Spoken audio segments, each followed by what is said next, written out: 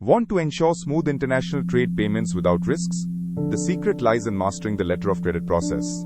In this video, I'll break down the entire LC process, step by step, so you can trade with confidence and avoid costly mistakes.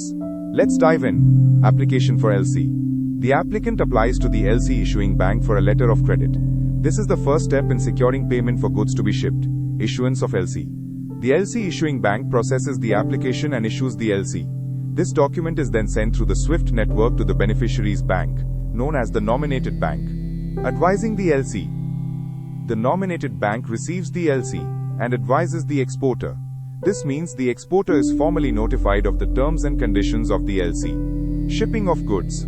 Following the requirements specified in the LC, the exporter ships the goods.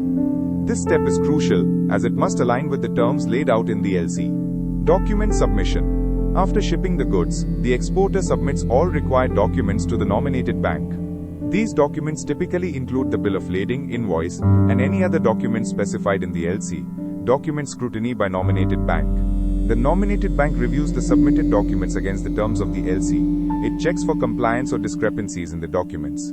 Forwarding documents to issuing bank. Once the nominated bank has scrutinized the documents, it sends them to the LC issuing bank for further checking. Issuing bank's document review. The issuing bank conducts its own review of the documents. This step is essential to ensure that everything is in order before payment is made.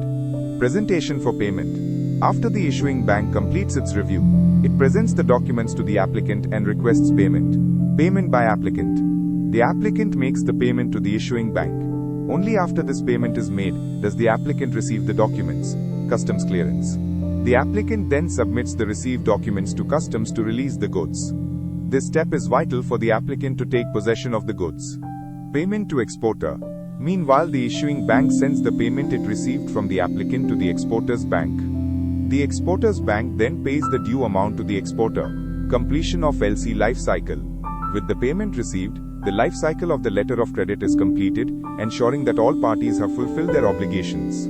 This structured process ensures that both the applicant and the exporter are protected during the transaction, providing a secure method of payment and delivery of goods. Now you know the key to hassle-free trade payments.